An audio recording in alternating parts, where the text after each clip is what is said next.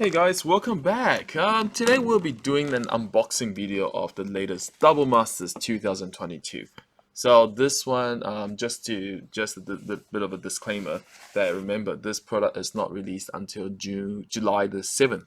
So we are LGS and we are opening this up for singles. None of this was bought from another local game store, and this is not for sale until the release date.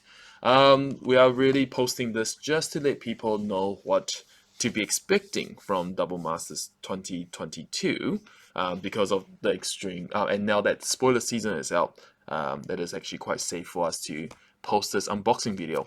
The first thing that you'll notice is that this is actually, for those that don't know, Double Masters 2022 is actually a second version of Double Masters. There's a new type of branding booster pack for this series.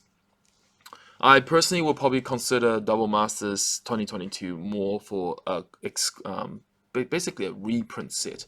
It is Wizards' way to put back cards that is no longer in rotation back into players' hands, to be honest. And yep, and I'll go on about this a bit later. So that said, Double Masters 2 no, 20, I'll be referring it to Double Masters 2 because it is actually the second one. It only comes in draft boosters and collector booster box. So we will be doing a few unboxings of the controversial collector booster box, but for now we'll be looking at this first. So that said, there is no set boosters, there is no pre-release packs, there is no bundles. It's purely just, and there's no commander decks, thank God. Thank you. No more commander decks. Other than that, it's basically just boosters and collector boosters back in the good old days. So you'll notice that the box is a lot more smaller. It's probably not just the reason. This set is to be drafted, so you can see that there is 24 packs inside. Each pack is a bit more higher, like in New Zealand, the box is going for around 500. But we'll be going to see what we get from here. The first thing you'll notice is that there is no box topper. So back in the day, there used to be a box topper for the first Double Master, and you'll get like a borderless non-foil. However, in my opinion, that's actually fine because we'll have a delve. I think most of the borderless are in the collector boosters. So just to have a look, the ones that we got in New Zealand is actually made in Japan. So you'll be seeing this one is more of a Japanese print. Looking at this, each pack contains 17 cards. It actually doesn't tell you any of the drop rate. Oh, actually, here we go. So the drop rate, let me double check that it focuses. 1 to 412 cards, combination of 2 to 4 cards of rarity, rare or higher. So we're looking at 90% will always be 2 rares. 3 rares will be 9, and then less than 1% will be 4. So in other words, every 10 pack that you open, you should be getting more than 2 rares, which is actually not too bad. If we are doing the calculation, 24 times 2, basically 48, you are guaranteed 48 rares, and then technically with math, you should be getting 2 more from the other 2 slot, making it 50 rare. So that said, a booster pack will, like a rare, you're probably spending around $10 New Zealand getting a rare, which is actually not too bad. That's why I was talking about whether to get draft boosters or collector boosters. And in my opinion, if you're really going for cards, probably draft boosters is the most economic way. Of course, buying singles is the easiest, but if you want to have that itch, want to open some packs, this is probably the best way. But again, we'll open and we'll have a look. So 2 cards, 2 cards of any rarity are traditional foil. So you can actually get foil borderless mythic planeswalker, less than 1% of the chance. So that probably means that normal borderless cards will actually drop from this pack. Originally, I thought the borderless cards and the edge cards was locked behind the collector booster wall, which to me, I personally think that's actually not very healthy for the game as a whole. We don't want a bajillion different rarities and stuff like that. But that might not be the case, so hopefully I can be impressed. So we'll be opening up a whole box and just to see what it is. The first stack will probably go a bit slower because remember there is actually no new cards in the set. It's actually completely a reprint set. So there's no like, oh, okay, that's cool. Oh, yeah, well, we can look at what's cool and stuff like that. So again, Japanese print, I would assume that the rares and all that will actually be in the front. So we'll have a look at what we get. So we always get a token in the front, then we get this new Cryptic Spire. So this is actually pretty cool for drafting. It's a new take on not really printing too much lands, even though that there is actually quite a bit of lands in Double Masters 2 itself. But that's a cute addition. So that one is actually like a free card, so we don't really care about that. So the first one we see is actually a foil. This is how foil, and then our second foil. Then we get Imperial Archangel, so that's, and then we get a Wasitara, Nikoro Queen. So we get 3 uncommons, which is pretty cool. Devoted Druid, Rancor, Lightning Bolt. So that's actually really powerful. Agony Warp is a charm, pretty cool. And Pirate's Pillage, Daily Recourse. So that's our commons. So good to uncommon wise, good to it's a pretty good start already. We have Sapperling, ignore that. Okay, let me just put that on the side there. And then there's our foil, Stormfleet Pyromancer, 10 Legion.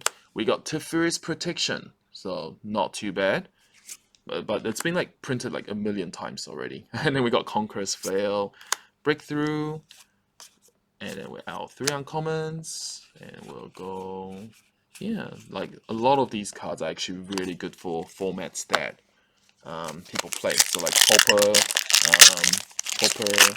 Pioneer, Modern, and things like that. Like, oh, this is a very good set, to be honest. And ooh, so okay, so we got a foil Quasi Pride Mage borderless. So this is actually a borderless common, but yeah, okay, so it's definitely confirmed that the borderless isn't actually locked behind a collector booster wall, which to me is actually pretty important because I personally think that locking behind a borderless wall breaks or makes this pack. Alright, so that's why it's actually very important that the borderless is actually not in not only in collector boosters. So our first mythic, we got Carador, and then we got the Liege, and then Stagger Shock, uncommons, and then our commons. Boom. Alright. But then again, we don't know what the rate of the borderless are because we didn't see it from the packs. So we can have a look. Ooh, Sound of Darkness. I remember when I was a kid, I really liked this card. It used to be like a $20 rare. Awesome card. Awesome card. And wow, Force of Negation, borderless, non-foil, of course. So that's actually pretty cool. So definitely, even in the normal rare slot, we might get borderless versions of it. I'm not a fan of this art. I like the OG art better, but it's a Force of Negation. Can't really argue. And we got Gravecrawler, so that's actually pretty cool as well. Myth Realized, that's our uncommons. Boom. And then we got Coring Oracle, borderless. So that's actually not too bad as well. Boom. Alright, so what I'm going to do is, borderless, I'm going to put that in another pile there, so we can actually calculate what the actual drop rate feels like. So everybody can get a good feel of what to be expecting when you guys open your boxes. A foil is a boiler works, so that's one of the 10 tap lands. That's actually really cool. So we actually got this is back again, border foil. So that's actually Renin 6. So that's actually pretty cool as well. And then minus. So yeah, so far we're doing not too bad, not too bad. So one thing that I noticed is that I'm pretty sure the collector booster wall is behind for the the texture cards. We got Doran, pretty good commander staple. Owner's Prowler, pretty sad card. And we have Conclave, Bloodbraid Elf, blah. And we got Spell Pierce, borderless, non-foil of course. So if you see one that comes out from like other side of the pack, then you know that it's going to be a non-foil because the foil one would be in the front by the looks of it. Alright, so we got the Boar. Cryptic Spire, 5-man Vessel, so probably boom, Win Cody, Figure of Destiny. I personally really like this card. And Sidisi, Bro Tyrant, Life or Lash. So pretty good. Yeah, man, Monastery Swiftspear is now a common. Crazy. Crazy.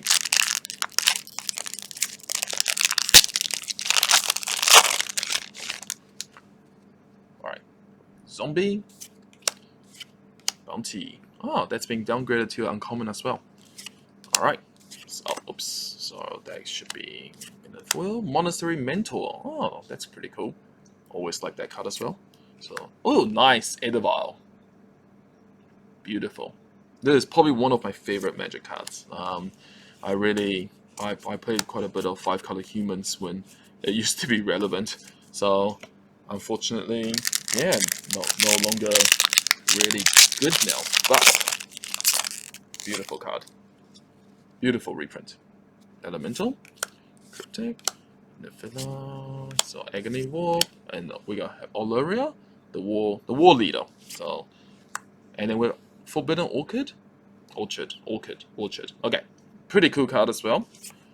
Ink, Band, Flicker Wisp, and wow, man, this is. I think I'll be honest with you. I personally think this set is the release of this set is actually very good because I think the world is just getting back into in-game play. I mean, like in-store play and stuff like that. So definitely, this is quite a welcome. I'll be honest. That's okay. That's a bit sad. I don't welcome that one. But technically, this set I personally view it as a gamer. I think this is actually a very good product. I probably would have preferred if some of these cards were actually, like, a lot of people in the store probably heard me talk about this a bajillion times. I'm actually very disappointed with how Baldur's Gate was. I feel that a lot of the cards in here could have actually been reprinted in Baldur's Gate. And basically, it just feels like everything's just being shafted, and you might as well just don't even release Baldur's Gate at this point. Yeah, or like release it. Oh, Throbbing Stone, that's pretty cool. You pretty much like release it as a core set. Yeah, that's how I feel though. But yeah, it kind of felt a bit of a yeah. It wasn't too good. I'll be honest with you. Baldur's Gate release wasn't amazing. I like the new Liliana Last Hope art though. That's actually pretty cool. Yeah, it wasn't too amazing, but yeah, what can we say? I guess we continue to buy the products. Oh, we got Emrakul band card, but no, actually we can use that in modern, so that's actually pretty good. And we got Ron, and we got Flicker Wisp. That's actually pretty disgusting, scary art, but good card though. Yeah, so that said, I do really think Wizard have actually kind of tarnished the brand D&D for Magic the Gathering. That's probably like how I feel. We have Grimflayer, Borderless, that's pretty cool. And we have Creekwood Leech. I remember when it first came out, this was such a cool card as well to get. Oh, the new Blood Artist art. That's actually pretty cool. Agony Wolf. A lot of really cool staples, to be honest. It's just very good. Like every single pack is quite happy. Happy packs. Cryptic Spire, Strands of Undead is a charm, and oh, this was a buy box promo from one of the cores. Oh, I can't remember which set it was, but yeah, it was buy box promo. Oh, Obnixilus, Spider Sprawling, and commons. Yeah.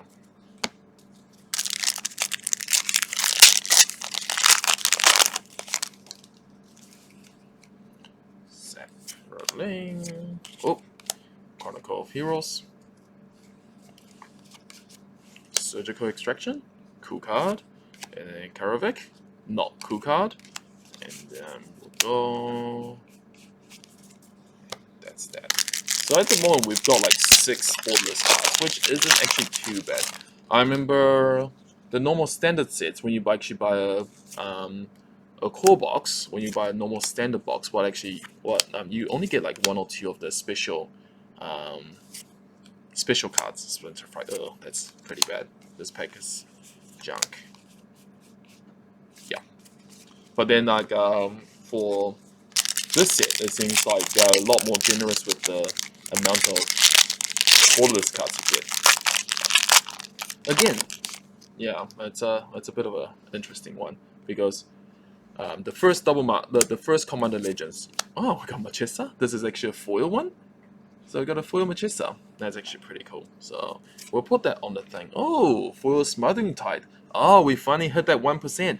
Full rare pack. That's awesome. So we got a Machessa, we got a foil Smothering Tide, which you can't really see that it's foiled because of, I think, that again, I think this should have been Commander Legends Baldur's Gate. Smothering Tide, we got sad cards, and Ventilator, not too bad, but the first 2 cards were actually pretty cool.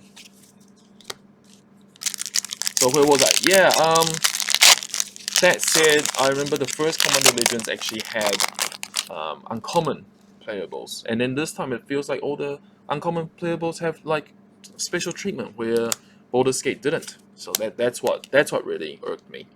Riftbolt, Paris Pillage. Oh, Valdakan Ori. That's a cool reprint. Rafik of the Many. That's pretty nice. And we got Seeker of the Way. Borderless. And oh, is that like a... you can see that dot there. I don't know if that's a print error or something. Probably have to have a look later. But yeah, alright.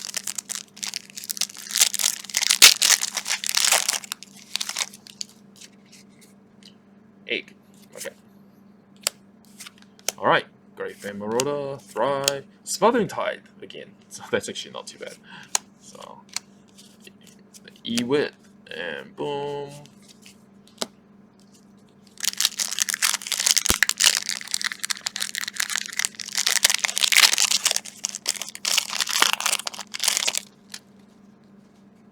But then again, there is actually a big pool in this set.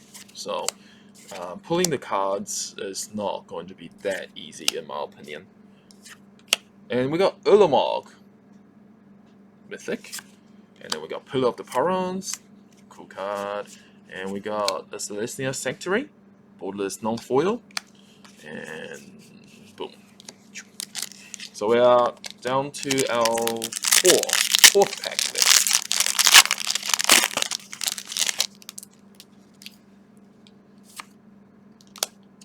Oops, Zombie doesn't belong there. Supernatural Stamina and Seeker Square. We got Assassin's Trophy. That's pretty cool. That's a really good card.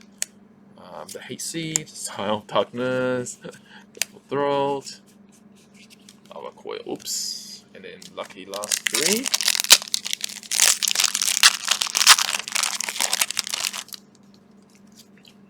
Sapperling, Cryptic Spire, ooh, oh, Foil Burning Tree Emissary. Oh, that looks cool. Wow, that is actually very pretty. So foil one, and then we go. What's it? As Foretold. Sorry, I was actually looking at the card before. As Foretold, Mythic, Master Biomancer, Labyrinth, boom, boom, boom, boom, boom. Yep. And then second to last.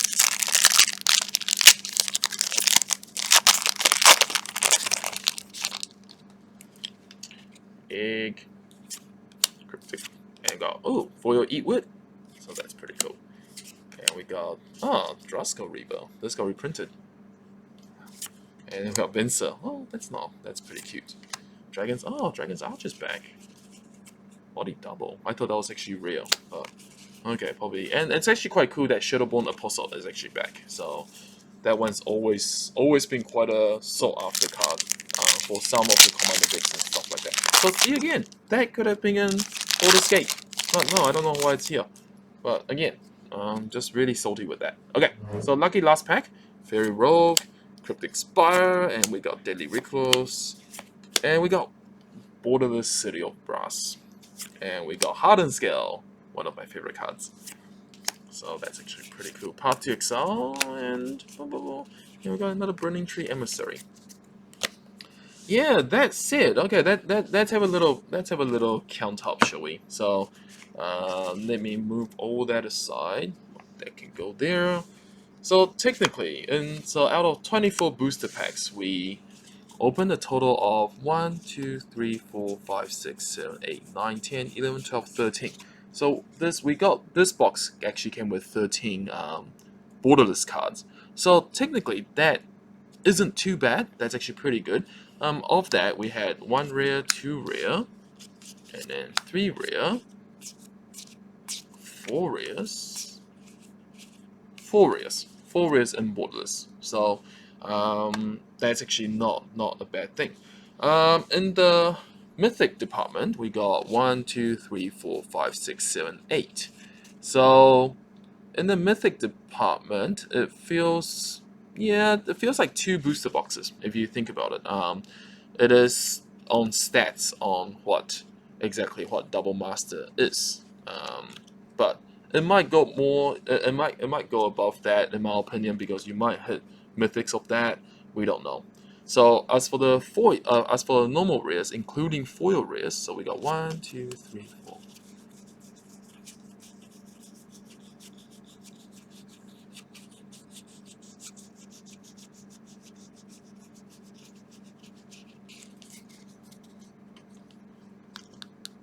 We got 42. Oh, that's a bit of a strange one. We got 42 rares, which is it because this took out? Yeah, I guess the other 8 is there, so it went up to like the 50 that I was mentioning about in my opening statement, that you should get around 50 from here. So value-wise, looking at the box, I personally think it's really good. It's a lot better than I had expected, because I'll be honest with you, originally I wasn't expecting borderless cards to drop from normal boosters. So, and it did. So I'm actually quite happy with that. Other than that, I personally think I probably would recommend like looking at the stats and things like that. If you really are here to play the game, this is I think the draft boosters is actually a lot better for people that want cards to play, because you are actually really each rare is, if you think about it, is going for your $10 booster pack, as you saw with the normal set boosters and Modern Horizons 2 boosters and things like that. So it's actually pretty good if you are just after staples that you want to use. Collecti boosters, they are like $100 or like $100 cheaper than a box of draft boosters. However, Collecti boosters is all about getting the foil of that, but you are not actually getting a lot more. From what I've read, once we get our Collecti boosters, we'll be doing unboxings of course, but from what I've seen, it feels like you're only getting around 16 rares or mythics in a box. So that, if you compare to that, I would probably rather have my 50 combination of that, in all honesty. So, but then again, I don't know. Once we open it, we'll have a look. And I do have to say, this really changed my mind. Originally, I was thinking if all the borderless and the edge were actually locked behind the Kaliki booster pack, then I probably would say that, yeah, we probably want Kaliki boosters. But now that I know that these cool stuff actually drop in the normal packs, it feels more like Strixhaven with the mystical archive cards. You know, like you're a bit more happier to open those packs. And yeah, I personally think opening the draft booster pack is actually really good. Yeah. Thanks for watching, guys. I'll be doing a few more unboxing videos, so let's have a look at how our rates are. Thanks for watching. See you later.